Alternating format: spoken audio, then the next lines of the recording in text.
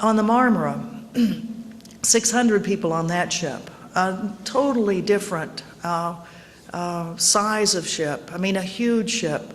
400 guys, 450 guys on board. A totally different atmosphere of helicopters coming over, of percussion grenades going off all through the ship. And then at some point, and this is why an investigation is very, very important, at what point was live ammunition being used? There are reports from an Al Jazeera reporter who was standing up on the top deck near the wheelhouse, near the captain of the ship, that as he was up there and the helicopters were starting to come and starting to, the commandos were rappelling down on ropes onto the upper deck, that the man standing next to him all of a sudden slumped over and blood was coming out of him, that he had been shot from above. If that's true, then one can anticipate that other people that were on that upper deck saw what happened and were not pleased with it.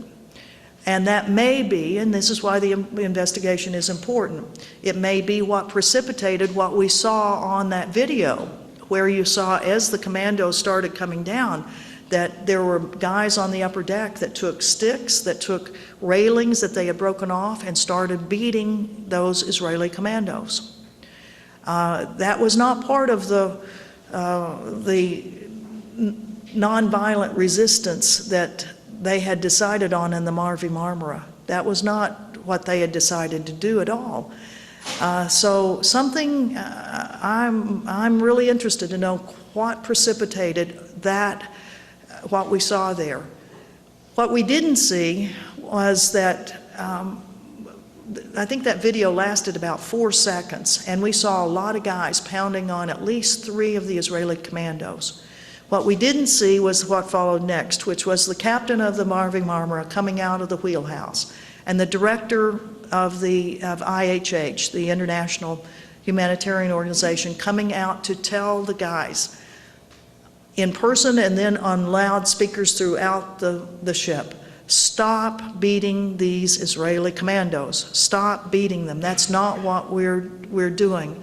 Stop beating them. And then appointing a Turkish doctor that was up on the top, that is a good friend of the director of IHH, who was told, you take these 3 guys, they're in your charge, and don't let anything more happen to them, and take them down to the first aid station that was on the ship.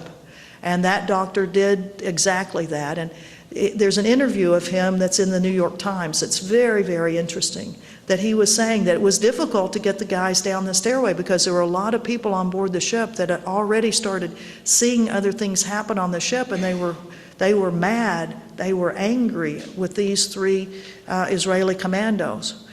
But the commandos were taken down, they were treated. You've probably seen some pictures of at least one of them whose face was bloody. He was treated, and then all 3 of them were very quickly returned to Israeli control, because no one wanted it said that the ship had captured and was holding Israeli commandos. That was something we did not want, and they were returned virtually immediately to the control of the Israeli military. Well, during the next 25 to 30 minutes, though, as the commandos were going through the various levels on the ship, they started using live ammunition. And we now know that 9 people were killed. 5 of them were shot at very close range with bullets to their head. The one American citizen, and this is something the State Department has not publicized and our own media really has not publicized well, there was one of the 9 was an American citizen. He was not a Turkish American, he was an American. He was born from Turkish parents. He lived in the United States till age 2, and then his parents took him to Turkey. But for whatever reason, he never formally applied for Turkish citizenship. He was a resident of Turkey. And not that being an American citizen means you should have any special treatment. 9 deaths are horrible. All 9 deaths are horrible. But our government, the United States government, should make a stink when an American citizen is murdered. I mean, the Turkish government has certainly made a stink.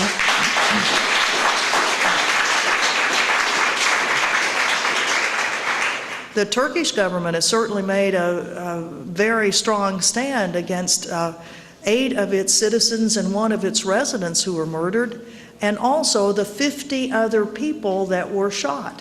There were 50 more people that were shot there, many of them very, very seriously.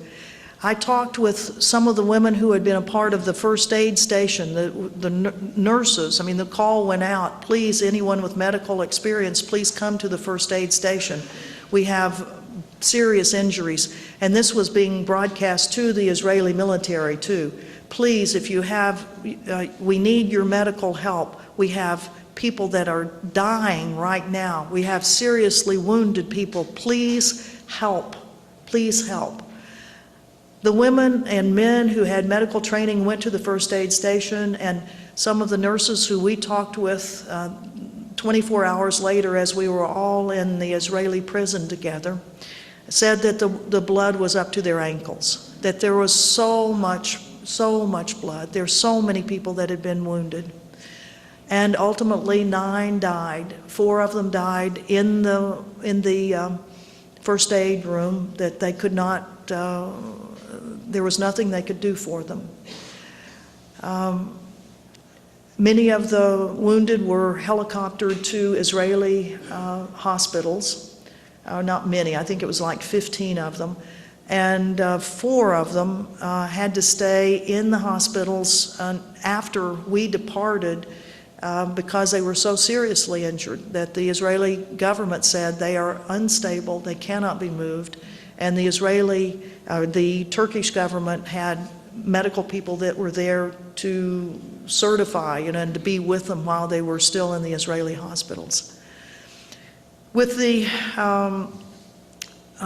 all 6 of the ships under control very quickly, and each one of them had their own type of resistance. On the other passenger ship, the passengers had formed a circle around the wheelhouse and were trying to prevent the commandos from entering the wheelhouse by locking arms, sitting down, and they were pushed away, shoved away.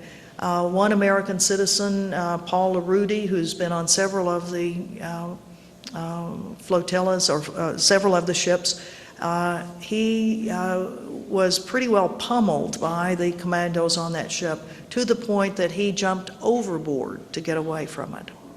He jumped overboard, and this was like 5 in the morning, so it was still dark.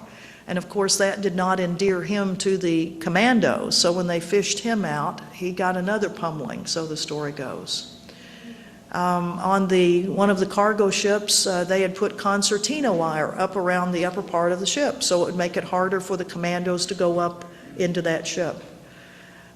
So there were various types of resistance that was going on, but none of them with weapons, although the Israeli military, you probably saw the pictures of some knives that were there, and on the very first day they said, see, here are the weapons. And there was an axe that was there. Well, the axe is a normal complement of every ship. It's what you have to cut lines if there are problems. It was, to my knowledge, it was never used on anyone. There were knives that were there that were in the canteens, the places where the food was being prepared. I did hear one report was that one Israeli soldier had been stabbed. However, there's another report saying that an Israeli soldier, as he was rappelling down off the ropes, ran into one of the poles on the ship and gouged his leg. And that's another thing this investigation needs to be able to tell us. What happened to that young soldier? Was he injured because of a pole that he ran into, or was it because someone stabbed him? And that it's important for us to know, because the stabbing of anyone was nothing. I would be horrified if that happened.